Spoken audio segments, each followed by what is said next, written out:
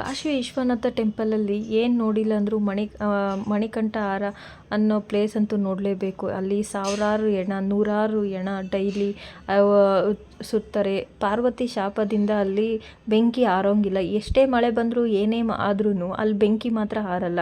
Finally ನಾವೂ ಅಲ್ಲೆಲ್ಲ ದರ್ಶನ ಎಲ್ಲ ಮುಗಿಸ್ಕೊಂಡು ರೆಡಿ ಆಗಿಬಿಟ್ಟು ಹೋದ್ವಿ ಅಲ್ಲಿ ನೋಡೋಣ ಮಣಿಕಂಠ ಹಾರ ಅಂತ.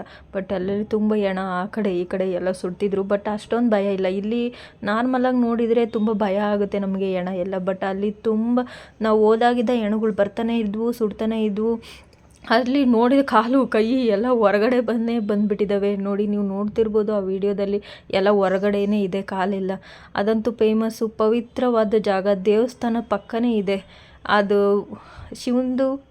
ಶಿವಂದು ಪವಿತ್ರವಾದ ಸ್ಥಳ ಅಂತಾರಲ್ವ, ಅದೇನೆ. ಬಟ್ ಅಲ್ಲಿ ನೋಡೋದಕ್ಕೆ ತುಂಬ, ಜೀವನದಲ್ಲಿ ಏನೂ ಇಲ್ಲ, ಸತ್ತ ಮೇಲೆ ಎಲ್ಲ ಇದೆ, ಬೂದಿನೇ. ಅದನ್ನು ನಾವು ಅರ್ಥ ಮಾಡ್ಕೋಬೇಕು ಅಷ್ಟೇ. ಯಾರಿಗೂ ಏನು ಕೆಟ್ಟದ್ದು ಬಯಸಬಾರ್ದು, ಯಾರಿಗೂ ಏನು ಕೆಟ್ಟದ್ದು ಮಾಡಬಾರ್ದು. ನಮ್ಮ ಮನಸ್ಸಲ್ಲಿ ಕೆಟ್ಟದ್ದಿದ್ದರೆ ತಾನೇ ಬೇರೆಯವ್ರಿಗೆ ಕೆಟ್ಟದ್ದು ಮಾಡಬೇಕು ಅಂತ ಅನ್ನೋದು. ಅದಕ್ಕೆ ಅದನ್ನೆಲ್ಲ ಅರ್ಥ ಮಾಡ್ಕೋಬೇಕಂದ್ರೆ ನಾವು ಕಾಶಿಗೆ ಹೋಗಿ ಬರ್ಬೇಕು.